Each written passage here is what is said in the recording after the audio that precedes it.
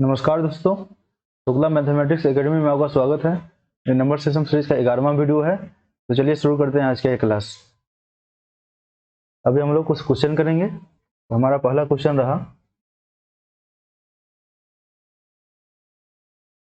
हमारा पहला क्वेश्चन है, if p q r are prime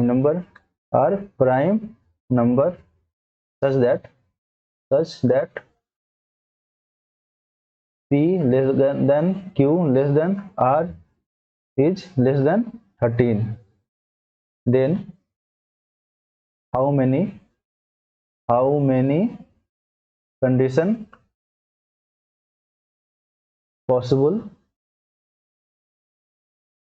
for P plus Q plus R is also prime हमारा option है 1 B 2 C 3 D none.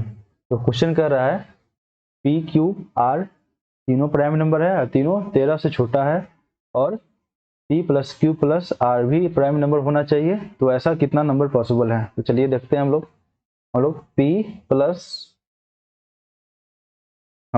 P plus Q plus R ये तीनों क्या चाहिए? प्राइम नंबर चाहिए। तो प्राइम नंबर तो ये ऑड भी होगा, क्योंकि दो ही एक ऐसा प्राइम नंबर होता है जो इवन होता है। तो ये तीनों को प्लस करने पे हमारा ऑड आएगा, और ऑड तभी आएगा जब हमारा ये तीनों नंबर ऑड हो। ये ऑड, फिर ये ऑड, यदि ये दोनों ऑड प्लस ऑड इवन बन जाएगा, और ये odd plus even equal to हमारा ऑड हो जाएगा। और तीनों प्राइम नंबर है, और तीनों हमारा प्राइम नंबर है, और तीनों नंबर 13 से छोटा है। तो देखते हैं हम लोग, यदि हम पहला प्राइम नंबर लेते हैं 3, दूसरा 5, तीसरा 11, तीनों को जोड़ते हैं हम लोग, 3 5 8 प्लस 11 19। चलिए 19 भी प्राइम नंबर है, तो ये सक्सेसफुल हुआ हमारा। देखते हैं कुछ और पॉसिबल है या नहीं। चलिए दूसरा हम लोग लेते हैं, एक 5 लेते हैं, एक 7, और ये तीनों नंबर 11 से छोटा होना चाहिए। 5 7 प्लस 11, ये करते हैं हम लोग, 7 5 12 प्लस 11 23। चलिए ये दोनों पॉसिबल है, ये दोनों हमारा तीनों नंबर हमारा प्राइम भी है, और तीनों को सम करने पर भी एक प्राइम नंबर मिल रहा है। तो हमारा ये इसमें ऐसा दो केस पॉसिबल होगा। चलिए यही था हमारा आज का सवाल, ये पहला। और सेकेंड सवाल लेते हैं हम लोग। दूसरा सवाल है हमारा, हमारा सवाल है, every prime number is in form of 3k plus 1 can be represented in the form of 6m plus 1 when। हमारा ऑप्शन है ए k is odd, दूसरा ऑप्शन है k is even, तीसरा ऑप्शन है k can be odd और even, और चौथा option है नॉट पॉसिबल। चलिए हमारा ये क्वेश्चन रहा, एक नंबर है वो 3k प्लस 1 के फॉर्म में दिया हुआ है, और ये नंबर 6m प्लस 1 के फॉर्म में रिप्रेजेंट किया जा सकता है जब k का कौन सा वैल्यू होगा तब। यही हमारा k का वैल्यू फाइंड करना है। तो हम k का वैल्यू इनिशियली यहाँ पर 6 से ज़्यादा ही लेना होगा, क्योंकि यदि हम k का वैल्यू 1 लेते हैं तो 3 प्लस 1 क्या, 3 प्लस 1 हमारा 4 होगा, और 4 6 से छोटा है, तो हम k का वैल्यू 2 लेते हैं, और फिर 3 इंटू 2 प्लस 1 क्या हो जाएगा, 6 हो जाएगा। चलिए, और यदि हम k का वैल्यू हमारा, यदि k का वैल्यू, फिर ये हम 1 लेते हैं यहाँ पर, तो 6 प्लस 1 तो 7। सही है, सही है। अब यदि हम k का कोई दूसरा वैल्यू लेते हैं,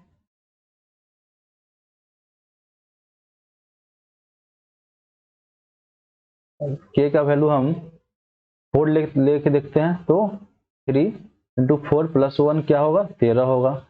और यहाँ पर यदि हम m का वैल्यू 2 लेते हैं तो 6 × 2 + 1 मतलब ये भी 13 होगा। इसका मतलब यदि k का वैल्यू हमारा इवन ले रहे हैं तो ये पॉसिबल हो पा रहा है। तो इसका मतलब यदि k का इवन वैल्यू होगा तभी हम 3k + 1 को 6m + 1 के फॉर्म में लिख सकते हैं। तो हमारा k का वैल्यू इवन होना चाहिए। तो यही था हमारा दूसरा सवाल। चलिए एक और क्वेश्चन लेते हैं हम लोग। हमारा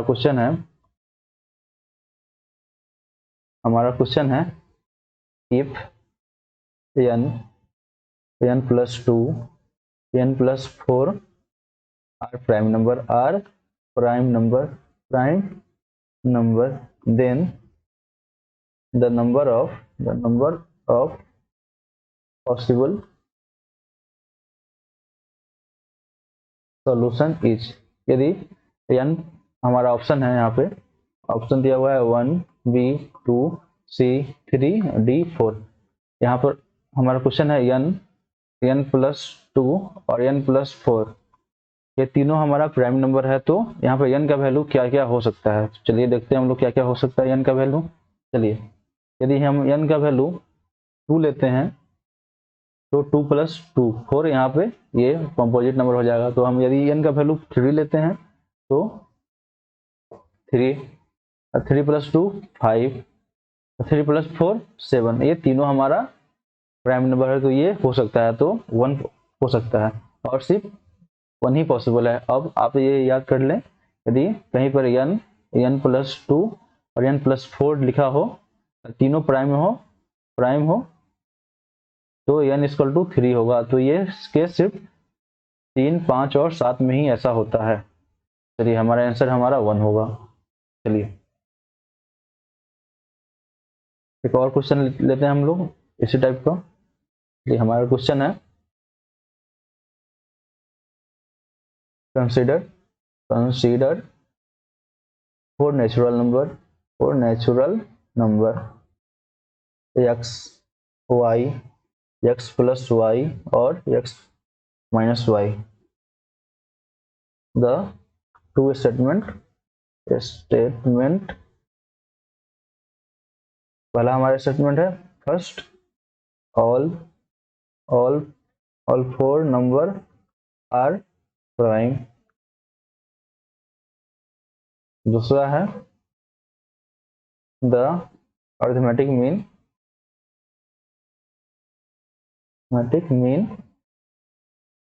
ऑफ द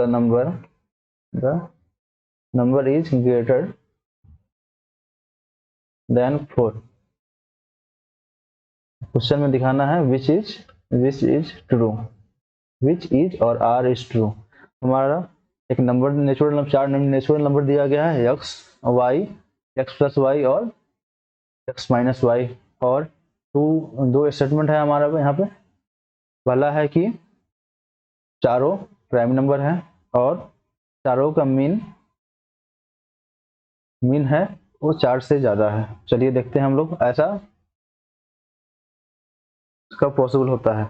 चलिए यदि हम लोग x = सोल्यूशन बना रहे हैं, हम लोग x = 2 ले रहे हैं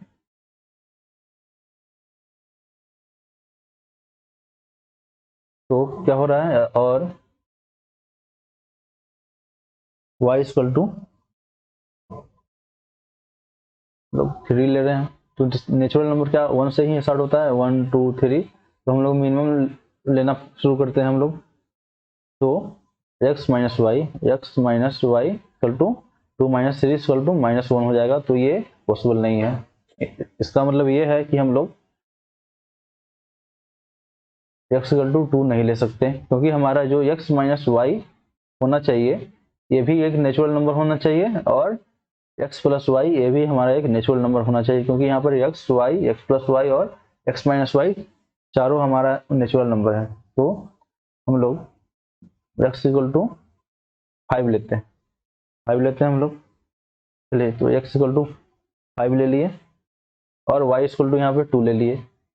देखते हैं फिर x + y क्या होगा, 7 होगा। और x - y equal to 5 minus 2 equal to 3 होगा। तो ये हमारा सर्टिफाई कर रहा है कि हमारा, तो सॉरी क्वेश्चन में प्राइम भी दिया हुआ है, प्राइम नेचुरल नंबर प्राइम भी है। तो हमारा ये चारों प्राइम भी हो गया। एक 2 पहला हमारा x 5 है, फिर 2 है, फिर 7 है और 3 है। चलिए हमारा तो ये हो गया। और 4 are prime, all 4 are prime. तो ये हमारा प्राइम पहले से ही है, क्वेश्चन में ही लिखा हुआ है कि चारों प्राइम ही है। और दूसरा क्या दे रहा है कि चारों का मीन 4 से ज्यादा होना चाहिए। देखते हैं होगा तो सही होगा, वरना गलत होगा। तो हमारा नंबर है 5, 2, 7 और 3। तो चारों का मीन क्या होगा, 5 प्लस 2 प्लस 7 प्लस 3 बाई 4। तो ये क्या हुआ, 7 3 10, और ये 10 2 12 5 17, 17/4, 17/4 4 पॉइंट समथिंग होगा, 4.25 होगा अप्रोक्स। तो ये हमारा 4 से ज्यादा है, तो हमारा दूसरा स्टेटमेंट भी हमारा सही ही हुआ। तो दोनों सही है, ये दोनों सही है। चलिए यही था हमारा सवाल, काफी आसान सा। चलिए एक और क्वेश्चन लेते हैं हम लोग। हमारा क्वेश्चन है, there are 4 prime number written in ascending order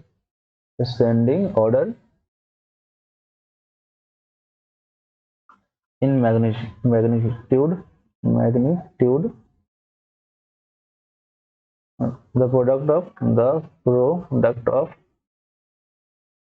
of first 3 is 5 7 4 2 9, and last 3 is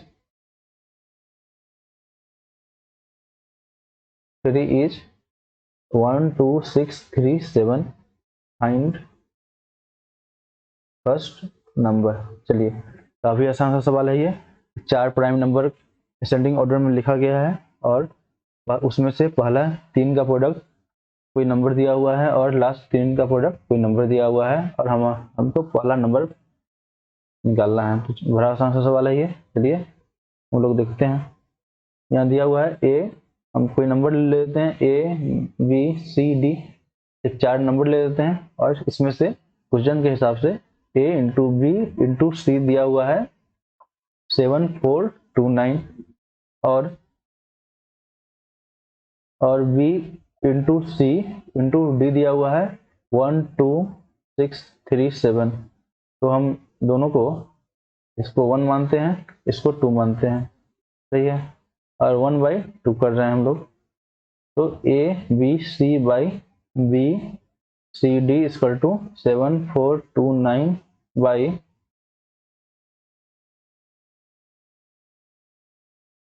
1 2 6 3 7। तो इसमें बी और सी कट जाएगा, तो ए बाई बी हमारा आएगा 7 4 2 9 बाई 1 2 6 3 7, हमारा ये नंबर आएगा।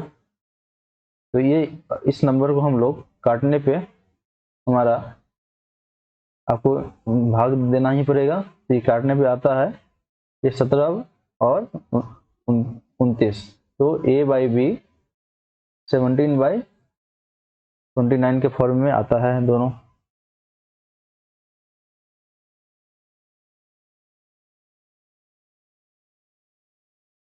तो हमारा क्या नंबर, पहला नंबर पूछ रहा था, तो पहला नंबर क्या है हमारा, ए। तो ए इक्वल टू 17 हमारा पहला नंबर है। यही था हमारा ये सवाल। चलिए एक और सवाल लेते हैं हम लोग इसी टाइप का।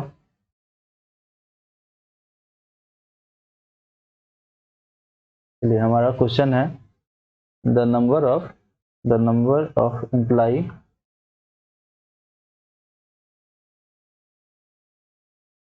PO, the number of employees in a office office is a prime number and less than 300. The ratio of graduate and non-graduate can be. हमारा ऑप्शन दिया हुआ है 101, 88, बी 87, 100, सी 111 और डी 59 और 98, 59 और 98. तो हमारा नंबर ऑफ एम्प्लॉय क्या है, हमारा प्राइम नंबर दिया गया है और लेस देन 300 है. और द रेशियो ऑफ ग्रेजुएट और नॉन ग्रेजुएट क्या हो सकता है. तो चलिए दोनों को जोड़ेंगे तो नंबर ऑफ एम्प्लॉय में हमको मिलेगा. तो हम दोनों को प्लस करते हैं हम लोग. तो इसको प्लस करने पे क्या आ रहा है, 101 में 88 जोड़ने पर 189 आएगा. इसमें ये 187 आएगा, ये 221 आएगा और ये 98 दो जोड़ने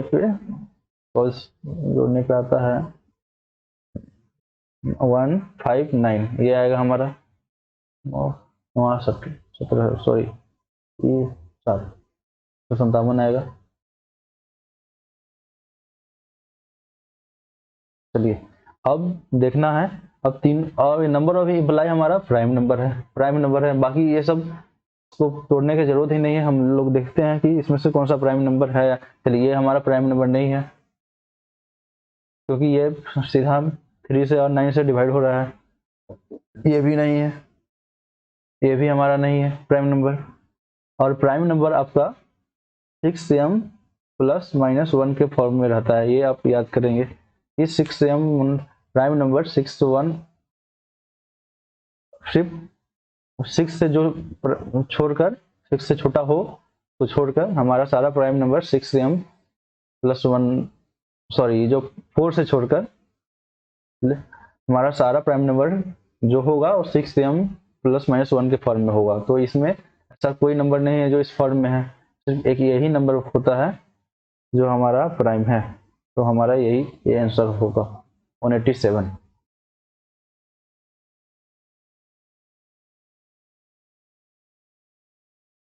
क्योंकि ये 180 6 से कटेगा प्लस 6 प्लस 1 तो 186, ये 6m के फॉर्म में प्लस 1 हमारा, तो ये प्राइम नंबर हमारा है. ये तो हमारा बी आंसर होगा इसका. चलिए एक और क्वेश्चन लेते हैं हम लोग. काफी कंसेप्ट वाला क्वेश्चन है ये और इससे आप लोग एक कंक्लूजन पे निकलेंगे इस क्वेश्चन के बाद. चलिए हमारा क्वेश्चन है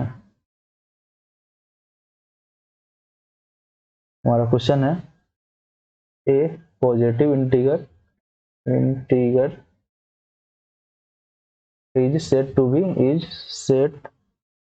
be prime number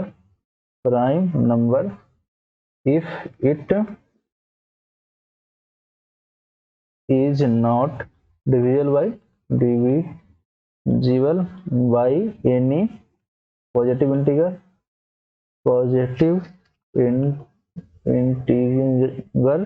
other than itself and 1. ये तो प्राइम नंबर का ही डिफिनेशन ही है. क्वेश्चन में ये प्राइम नंबर का डिफिनेशन दिया हुआ है और इसमें एक क्वेश्चन है बाद में बनाया हुआ है. Late P B A prime number greater than 5, then p square minus 1 is. हमारा ऑप्शन है नेवर डिविजिबल बाय 6. दूसरा ऑप्शन है हमारा always divisible by 6 and not divisible by 12. सी हमारा ऑप्शन है always divisible by 12 and may not be divisible by 24। और D option है हमारा ऑलवेज डिविजिबल बाय 24। चलिए, हमारा ये क्वेश्चन है, काफी बड़ा क्वेश्चन है। तो ये सबसे पहले एक प्राइम नंबर का डेफिनेशन दिया हुआ है और क्वेश्चन में दिया हुआ है, तो सॉल्व करते हैं हम लोग कि p एक प्राइम नंबर है हमारा और p 5 से बड़ा है, देन p स्क्वायर माइनस 1 क्या होगा, p स्क्वायर माइनस 1 हमारा क्या होगा। चलिए, तो यही हमारा सवाल है, तो हम सॉल्व करते हैं। और ये उसके बाद देखना है कि ये नंबर 6 एक हमारा कौन कौन सा फिगर है, यहाँ पे 6 है, 12 है और 24 है। इसमें देखना है कि नंबर ये 6, 12 और 24 से डिविजिबल हो पा रहा है या नहीं हो पा रहा है।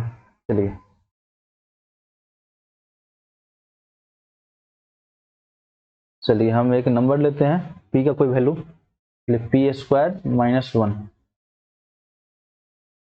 सही है। p का वैल्यू मान लीजिए हम p इक्वल टू 7 लिए, कोई भी नंबर ले सकते हैं। तो 7 का स्क्वायर माइनस 1 क्या होगा हमारा, 49 माइनस 1 48 होगा।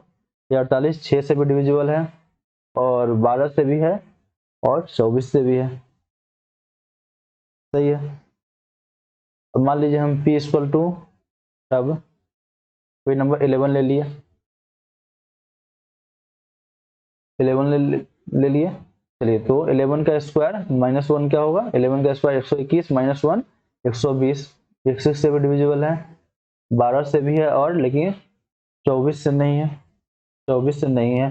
तो ऐसे ही हम लोग वैल्यू पुटिंग से तो नहीं कर पाएंगे इस क्वेश्चन को, तो इस क्वेश्चन को अलजेब्रिकली सॉल्व करना पड़ेगा।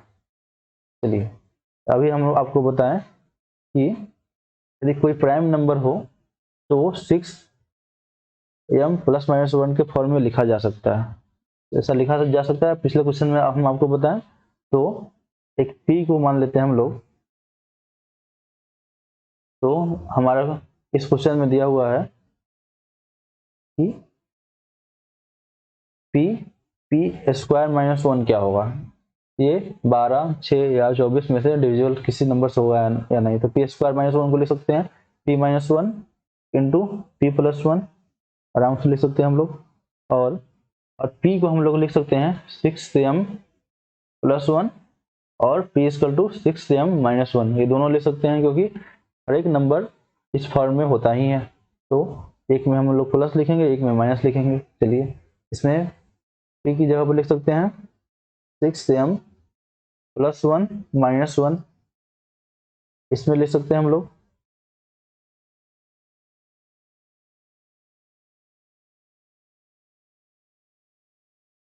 6m प्लस 1 प्लस 1, ये लिख सकते हैं हम लोग।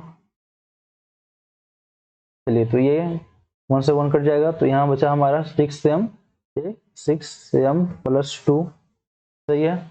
और यहाँ से हम लोग 2 कॉमन ले सकते हैं इस ब्रैकेट से, 2 इंटू 6m, तो 3m प्लस 1 ये हो सकता है अपना। और तो ये क्या होता है 12m 3m प्लस 1, ऐसा हो सकता है। चलिए, तो ये हम लोग देखें कि ये हमारा ये 12 एक इवन नंबर है और इवन नंबर में से हम लोग किसी नंबर को मल्टीप्लाई करें तो हमेशा हमारा इवन आएगा, ये हमेशा हमारा इवन आएगा। तो ये हम लोग देख सकते हैं। चलिए, और यदि हम किसी इवन नंबर से हम 1/2 हाफ कॉमन भी ले ले तो वो भी इवन नंबर रहेगा। फॉर एग्जांपल 6 से हम हाफ कॉमन ले लिए तो ये 12 हो गया, 12 भी हमारा इवन नंबर हुआ। तो किसी भी नंबर से हम लोग हाफ कॉमन ले लिए तो हमारा इवन नंबर ही होगा, सही है। तो यदि हम यहाँ से 24/2 हाफ कॉमन ले ले, सॉरी यहाँ 24 बाद में आएगा यहाँ पे। तो यहाँ पे यदि यहाँ पे 12m, यदि इसमें से हम 2 कॉमन ले रहे हैं यहाँ पे, तो 3m + 1/2, 3m + ये हमारा आराम से हो सकता है। और ये भी हमारा इवन नंबर ही है, क्योंकि ये भी हमारा इवन ही है, क्योंकि यहाँ पे 12 में ही कोई भी नंबर को आप मल्टीप्लाई कर दीजिए, यदि इवन में हम किसी भी नंबर से मल्टीप्लाई करेंगे तो वो इवन ही होगा। तो हमारा ये 12 × 2 क्या 24m बाद में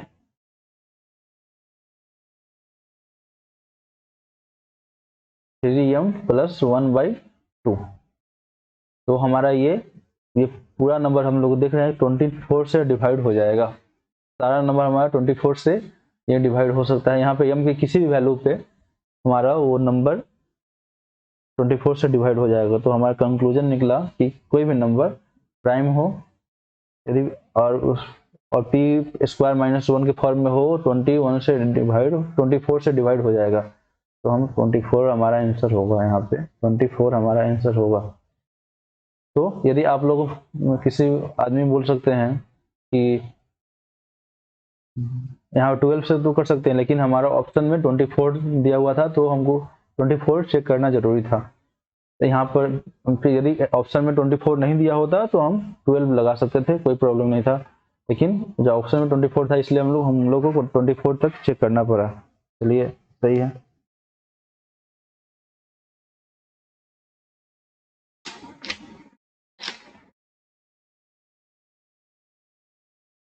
चलिए एक और क्वेश्चन करते हैं हम लोग इसी टाइप का। चलिए हमारा क्वेश्चन है,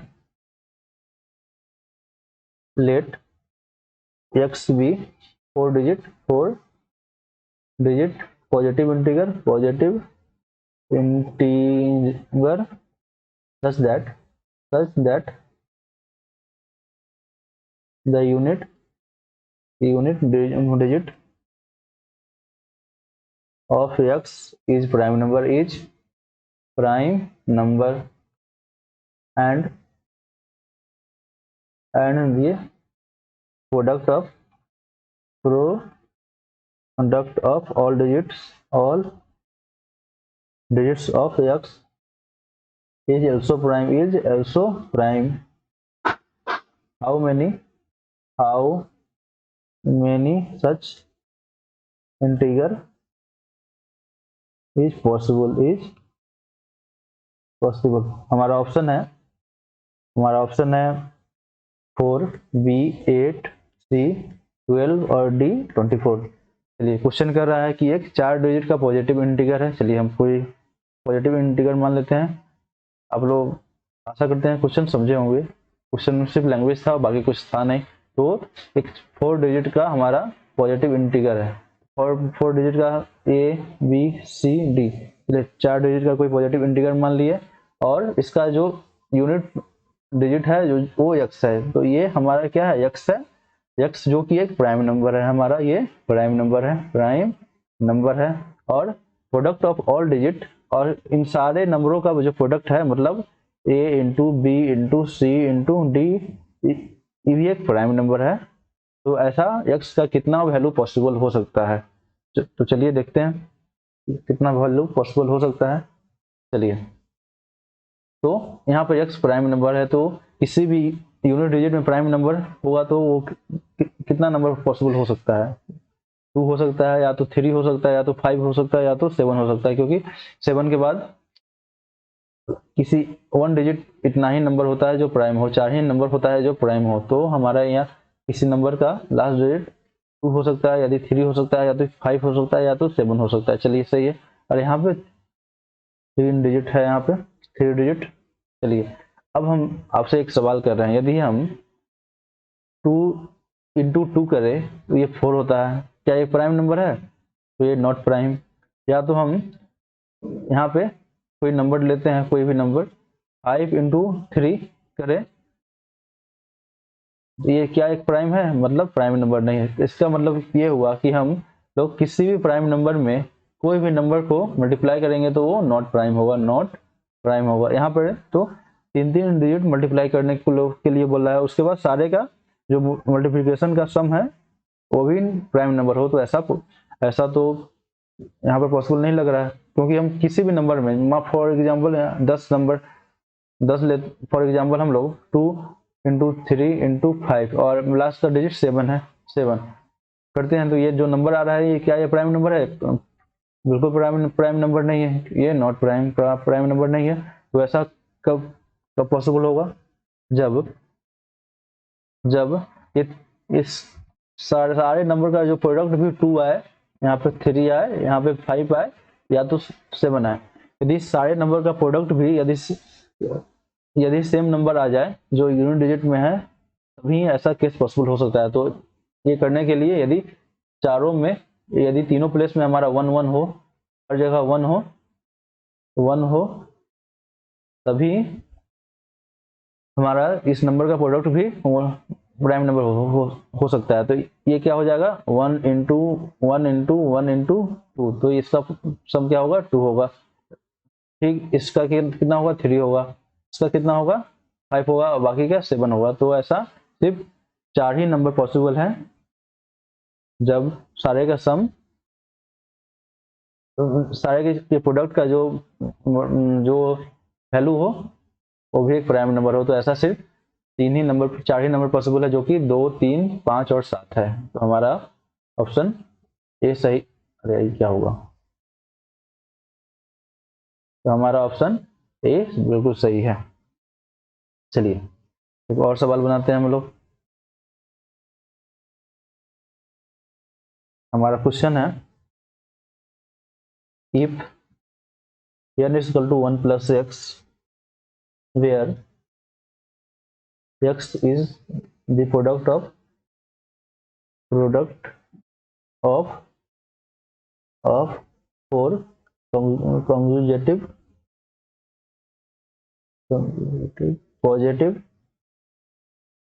positive integer, then which of following is true? हमारा ऑप्शन है ए n is odd, हमारा दूसरा ऑप्शन है n is prime, हमारा तीसरा ऑप्शन है n is perfect स्क्वायर। सही है। और सॉरी, ये वन केस है, ये दूसरा है। हमारा ऑप्शन दिया हुआ है ए 1 and 2, बी 2 and 3, सी 1 और डी नॉट पॉसिबल। चलिए हम क्वेश्चन समझते हैं क्या है। क्वेश्चन में दिया हुआ है एक नंबर है n प्लस एक्स, एक नंबर है n प्लस एक्स के फॉर्म में, एक नंबर है n प्लस एक्स के फॉर्म में, और जो x है वो प्रोडक्ट ऑफ 4 पॉजिटिव इंटीजर। जो x किसी 4 पॉजिटिव इंटीजर का हमारा प्रोडक्ट है, वो जो लगातार कंसेक्यूटिव है, इसका मतलब लगातार पॉजिटिव इंटीजर का प्रोडक्ट है। तो इसमें से कौन सा स्टेटमेंट है जो सही है? तो चलिए देखते हैं हम लोग। देखिए x लेते हैं, x कलर चेंज कर लेते हैं, आप लोग को दिख नहीं रहा होगा। तो यहाँ पे x है, x equal to a into a plus 1, a plus 2 और a प्लस 3। चलिए ऐसा एक 4 नंबर है जो चारों लगातार नंबर है। इस वर्ड का मतलब कंसेक्यूटिव का मतलब यही होता है कि चारों एक साथ नंबर है। चलिए हम और इस ऐसा एक x नंबर है, तो इसमें a का कोई भी वैल्यू ले सकते हैं। फॉर एग्जांपल हम a का वैल्यू 1 ले लिए। चलिए देखते हैं हम लोग x क्या होगा। 1 इंटू 1 प्लस 1 इंटू 2, फिर 1 प्लस 2 इंटू 5, फिर 1 प्लस 3 इंटू 4। ये नंबर कितना हो गया हमारा? 4 में से 20 दूना 60, 61।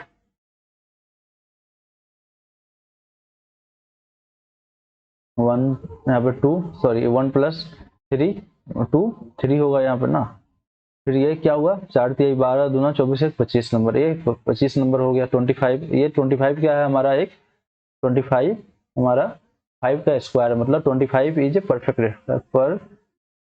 स्क्वायर है हमारा। 25 क्या परफेक्ट स्क्वायर है। चलिए ऐसा कुछ ऑप्शन में है कहीं पे, एन इज परफेक्ट स्क्वायर तो दिया हुआ है एन इज परफेक्ट स्क्वायर, सही है। एन हमारा परफेक्ट स्क्वायर भी है, और एन हमारा जो 25 है ये ऑड नंबर भी है, ऑड नंबर भी है, तो एन ऑड भी है। तो हमारा ऐसा 1 और 3 किस में है, 1 और 3 इसमें है, तो हमारा बी ऑप्शन सही हुआ। चलिए आसान सा सवाल था ये, सॉल्व हो गया।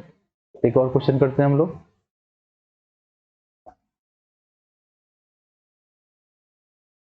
हमारा क्वेश्चन है n square minus 33, n square minus 31 और n square minus 29 all are prime number, then possible value of n is a 1 b 2 c 6 d none। चलिए क्वेश्चन में कुछ लैंग्वेज नहीं है, कुछ लिखा नहीं है क्वेश्चन में। हमारा 3 नंबर है, n square minus 33, n square minus 31 और एन स्क्वायर माइनस 29 ये तीनों नंबर हमारा क्या है, प्राइम नंबर। ये तीनों नंबर हमारा प्राइम नंबर है।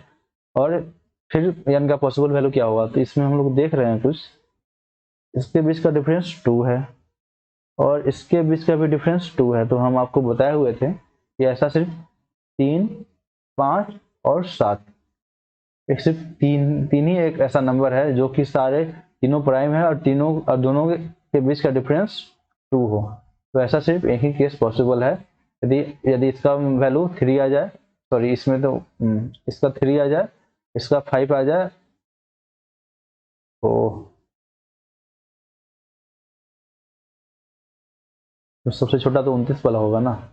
इसका वैल्यू यदि 3 आ जाए, इसका यदि 5 आ जाए और इसका वैल्यू 7 आ जाए तभी पॉसिबल है। तो सिर्फ एक ही केस पॉसिबल है, तो हमारा आंसर 1 होगा। तो दोस्तों क्लासिफिकेशन ऑफ नंबर में जितने सवाल बन सकते थे और जितने सवाल पिछले एग्जाम में आए हैं सारे हम आपको करवा दिए, और इतना सवाल कर लेने के बाद आने वाले एग्जाम में कोई भी सवाल आए तो ऐसा कोई सवाल नहीं होगा जिसको आप लोग सॉल्व ना कर पाए। आप लोग तो क्लासिफिकेशन ऑफ नंबर में आपको सारा सवाल हो गया और ये टॉपिक खत्म हो गया। अब हम लोग नंबर सिस्टम में ही रिमाइंडर थ्योरम के बारे में पढ़ेंगे। तो आज थोड़ा सा पढ़ लेते हैं उसके बारे में, और बाकी क्वेश्चन अगले वीडियो में बनाएंगे, अगले क्लास में। चलिए हमारा न्यू टॉपिक है रिमाइंडर थ्योरम, रिमाइंडर थ्योरम। हमारा रिमाइंडर थ्योरम एक नया टॉपिक है। चलिए उससे पहले हम आपको बता दें कि रिमाइंडर क्या होता है। फॉर एग्जांपल यदि हम कोई भाग करते हैं, डिवाइड करते हैं, 5 से हम लोग किए 42 को, 42 को डिवाइड किए, डिवाइड करने के लिए तो यहाँ पे 8 बार में लगाना पड़ेगा, तो 40 आएगा यहाँ पे 2। तो यहाँ पे हमारा 3 नंबर बना, एक तो 5 आया, 5 एक नंबर है, दूसरा हमारा एक 2 है कुछ, और ये हमारा 8 ये 3 है, और एक और नंबर है ये चौथा, 4 नंबर है हमारा। सारा रिमाइंडर थ्योरम इन चारों नंबर का ही खेल है, चारों नंबर का ही खेल है, और कुछ क्वेश्चन इन चारों नंबर पे ही आते हैं। और इसके अलावा रिमाइंडर थ्योरम में कुछ नहीं है। जो इन चारों नंबर को समझ गया तो वो रिमाइंडर थ्योरम आराम से सॉल्व कर लेगा कोई भी क्वेश्चन उसका। तो हम लोग जो ये वाला नंबर है, कलर चेंज कर लेते हैं हम, इस नंबर को हम लोग बोलते हैं डिवीजर, डिवीजर, इस नंबर को डिवीजर बोलते हैं। इस नंबर को हम लोग क्या बोलते हैं, रिमाइंडर, रिमाइंडर, इस नंबर को हम लोग रिमाइंडर बोलते हैं। इस नंबर को बोलते हैं हम लोग क्यूसेंट, क्यूसेंट बोलते हैं। और इस नंबर जो ओरिजिनल नंबर है, इस नंबर को हम लोग बोलते हैं डिविडेंड, डिविडेंड। तो ये 4 नंबर हो गया हुआ। जिस नंबर से भाग दिया जा रहा है तो डिविजर बोलते हैं, जिस नंबर में भाग दिया जा रहा है उससे डिविडेंड बोलते हैं, जो हमारा जितना से भाग दिया गया उस नंबर को हम लोग क्वोशिएंट बोलते हैं, जो कुछ शेष बचा उससे हम लोग रिमाइंडर बोलते हैं। यही मेनली 4 टर्म होता है रिमाइंडर थ्योरम में। चलिए, और जो रिमाइंडर होता है, ये रिमाइंडर ये हमेशा डिविजर से छोटा होना चाहिए, डिविजर से छोटा होना चाहिए। तो यहाँ पे डिविजर क्या है, 5 है, यहाँ पे तो 5 है, तो 5 से हमेशा हमारा रिमाइंडर जो आया 2 छोटा है, हमेशा ये छोटा रहेगा। चलिए, यदि छोटा नहीं रहेगा तो हमारा तब ये गलत है, तो ऐसा नहीं हो पाएगा। जो रिमाइंडर है हमेशा रिमाइंडर डिविजर से छोटा होना चाहिए। फॉर एग्जाम्पल यहाँ पे डिविजर 6 आ जाता, यहाँ पे 5 है तो एक बार और भाग लग जाता, फिर 5 होता, बाद में जाके रिमाइंडर 1 आता, तो ऐसा हो जाता है। यदि रिमाइंडर से हमारा डिविजर से ज़्यादा हो तो एक बार और भाग लग जाता है। ये बेसिक डिवीजन है, आप लोग सभी जानते होंगे, स्कूल में पढ़ाया जाता है 3-4 क्लास में। तो जहाँ रिमाइंडर डिविजर से ज़्यादा होगा तो एक बार और भाग देना पड़ेगा, और अंत में जो रिमाइंडर होगा हमेशा डिविजर से छोटा ही होगा। तो चलिए और कुछ समझते हैं हम लोग यहाँ पे। चलिए वही एग्जाम्पल लेते हैं हम लोग। चलिए, हमारा क्वेश्चन था 5 से हम लोग 42 को भाग दे रहे थे, 9 क्वेश्चन आ रहा था, और हमारा रिमाइंडर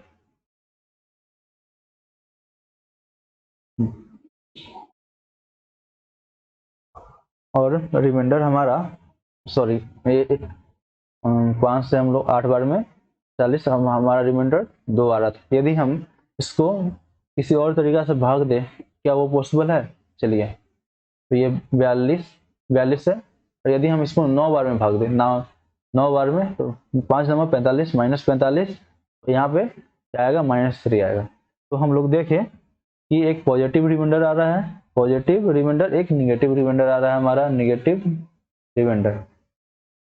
तो ऐसा तो आप लोग कभी स्कूल में पढ़े नहीं होंगे, लेकिन अभी हम लोग कंसेप्ट के लिए समझते हैं इसको, ये कैसे हो गया। यदि हम 5 से 9 बार में भाग दिए तो हमारा कुछ जो रिमाइंडर आया, निगेटिव रिमाइंडर आया। अब पूछेंगे तो ये फिर ये 2 कहाँ से आएगा? यदि हम इसी को 5 -3 कर दे तो 2 यही नंबर हमारा होता है, जो हमारा रिमाइंडर होता है, जो पॉजिटिव जब रिमाइंडर आता है तब।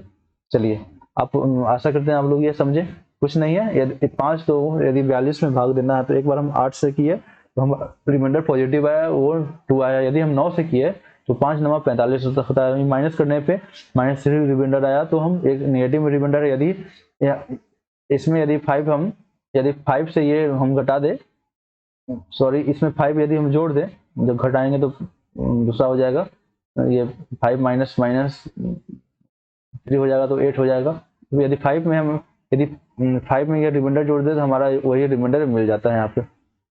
चलिए, तो हम लोग देखिए सिंपल सा कंसेप्ट कि 42 है, 42 को यदि 5 से डिवाइड करना है तो इसमें 2 रिमाइंडर मिला, एक तो पॉजिटिव रिमाइंडर मिला +2, एक नेगेटिव रिमाइंडर मिला हमारा -3, और इन दोनों को हम लोग जोड़ेंगे तो इन दोनों को हम लोग सॉरी इसमें से यदि हम इसको घटाएंगे -3 तो हमारा 5, ये हमारा ये नंबर मिलेगा 5। सही है, सही है। फिर एक और हम एग्जांपल ऐसा लेते हैं। चलिए 50 को हम लोग 7 से डिवाइड करते हैं, तो या तो हम 7 नंबर 49 एक बार में जा सकते हैं, वहां रिमाइंडर 1 आएगा, या तो हम 7 7 49, ये तो 7 8 56, 56 जाएंगे तो -6 आएगा, -6 आएगा। सही है, तो -6 आएगा। यदि हम इन दोनों को हम क्या करें, जो प्लस करेंगे 1, इन दोनों को माइनस करेंगे तो हमारा 7, ये हमारा ओरिजिनल नंबर आ जा रहा है। सही है,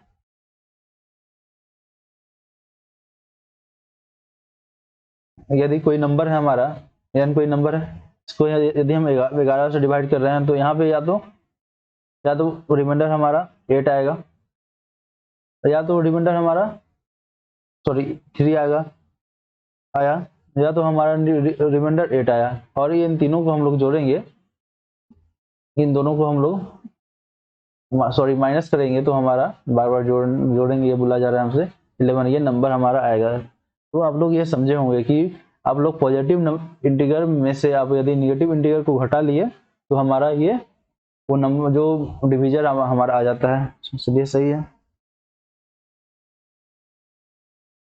आप लोग इतना समझे होंगे अभी। चलिए एक और एग्जाम्पल लेते हैं हम लोग, एक और एग्जाम्पल लेते हैं, इससे आप लोग का कंसेप्ट पूरा क्लियर हो जाएगा। चलिए हमारा और एक और एग्जाम्पल है 3/5, सही है। इसमें एक तो रिमाइंडर हमारा 3 आ रहा है, एक दूसरा रिमाइंडर हमारा क्या 5 आ रहा है, 5 आ रहा है। और यदि इसमें यदि इन दोनों को हम माइनस करते हैं तो हमारा 5 आ जा रहा है, सही है। एक और हम एग्जाम्पल लेते हैं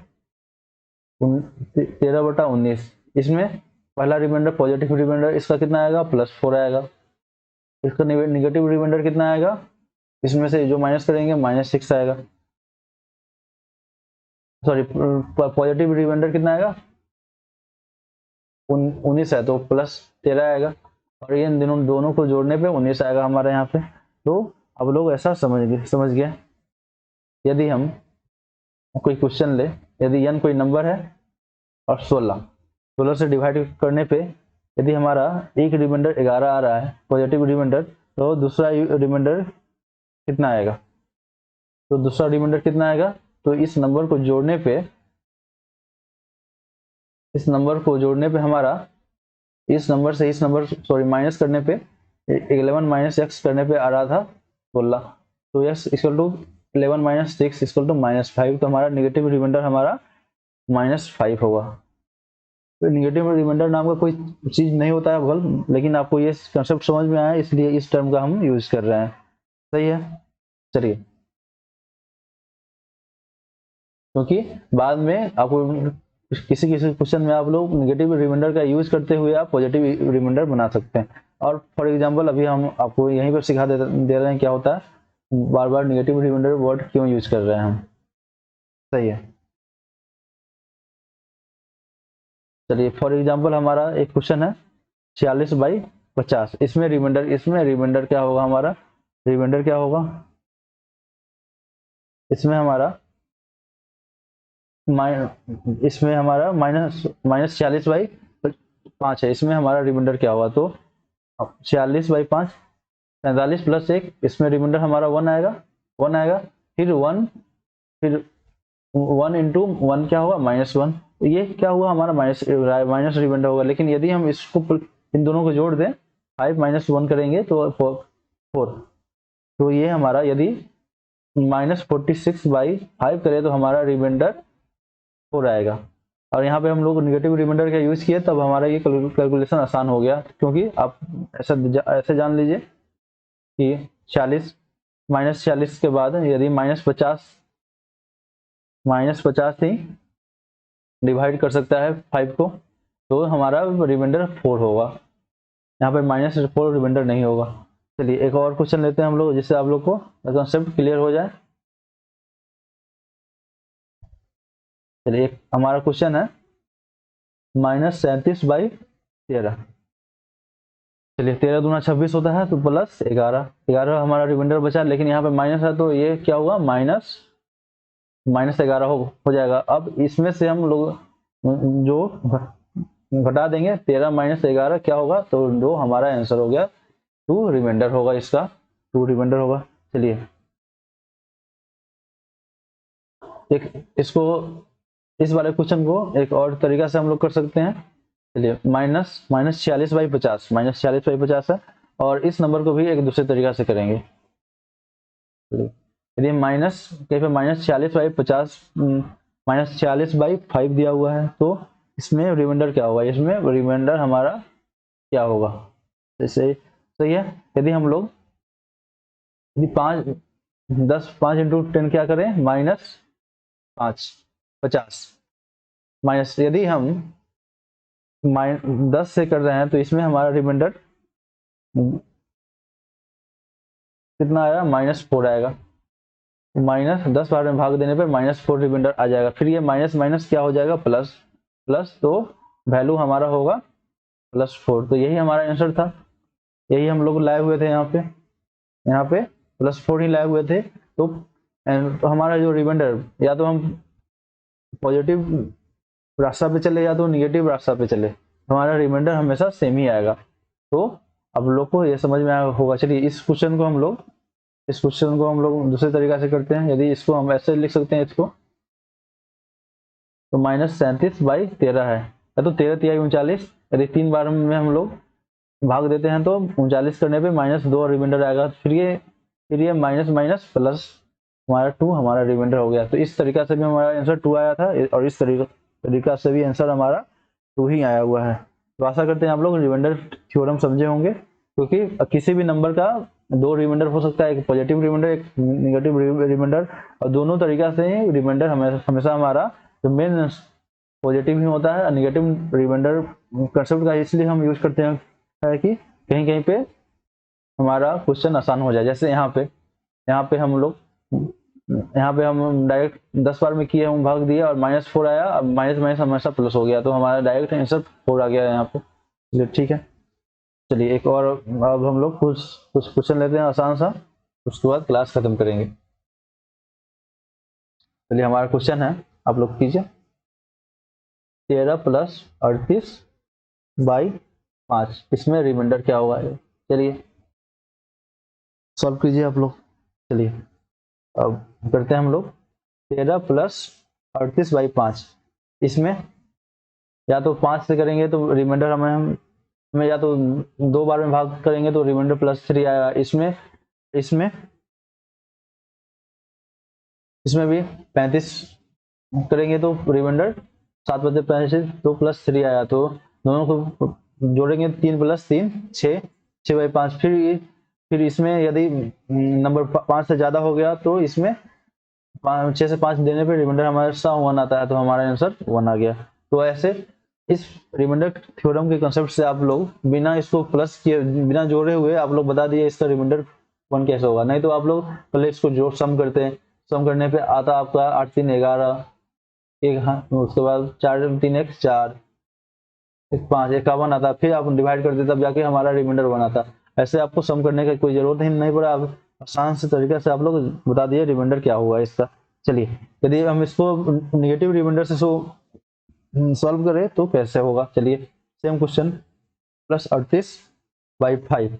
चलिए हम नेगेटिव रिमाइंडर हम 3 बार में भाग दिए, तो इसमें -15 होता तो -15 होता तो -2 हो गया। यार इसमें यदि हम लोग 8 बार में करते तो -4 हो जाता, इसमें -4 हो जाता।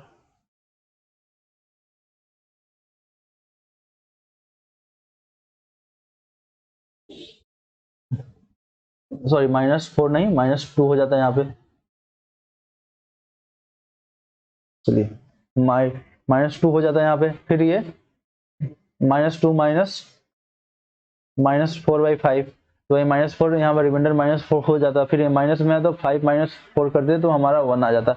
अब लोग किसी भी तरह से आप सॉल्व करने पे यदि यहाँ पे माइनस आ जाए तो उस नंबर में फिर उस डिवीजन में से उस नंबर को हटा लीजिए, तो हमारा रिमाइंडर वही आएगा। तो हमारा यहाँ पे 1 रिमाइंडर आ गया, तो आंसर हमारा 1 ही हुआ। अब किसी भी तरीका से सॉल्व करने पे आपका आंसर सेम ही आएगा। चलिए 1, चलिए एक और क्वेश्चन करते हैं हम लोग इस टाइप का। ये सब बेसिस सा सवाल है, और ये सब आपको कंसेप्ट बिल्डअप करने में काम आएंगे। 63 इंटू 113/11, चलिए ये सवाल है आपका। इसमें रिमाइंडर क्या होगा ये बताना है, रिमाइंडर क्या होगा ये बताना है। चलिए ऐसे आप लोग को ये रिमाइंडर थ्योरम का कंसेप्ट ना पता होता तो आप लोग इसको पहले मल्टीप्लाई करते हैं, मल्टीप्लाई करने के बाद देखते भाग देखते हैं क्या रिमाइंडर आ रहा है नहीं आ रहा है, तब कुछ हो पाता। चलिए इसमें यदि हम लोग 11 इंटू 6 66, 66 करें तो रिमाइंडर हमारा -3 आएगा, तो -3। सेम केस में यदि हम 11 इंटू 10 110 होता है, इसमें +3 आ जाएगा। चलिए तो दोनों को मल्टीप्लाई करेंगे, तो यहाँ पे यदि मल्टीप्लाई का साइन हो तो रिमाइंडर भी हमारा मल्टीप्लाई होगा, तो -3 इंटू 3/11 तो क्या होगा -9/11, -9/11। फिर रिमाइंडर क्या -9 होगा, उसको यदि माइनस हो तो 11 -9 कर देंगे तो 2, हमारा रिमाइंडर इसका 2 आ जाएगा। हमको बिना इसको सॉल्व करने की जरूरत ही नहीं पड़ा, इसमें हमारा आंसर 2 आ गया। चलिए यदि आप चाहें तो इसको हम नेगेटिव से भी सॉल्व कर सकते हैं। चलिए तो ये रिमाइंडर से तो 13 है, यदि हम 11 × 5 = 55 करें, 55 यदि 5 से भागा दे तो इसमें +8 आएगा, सही है। और इसमें भी प्लस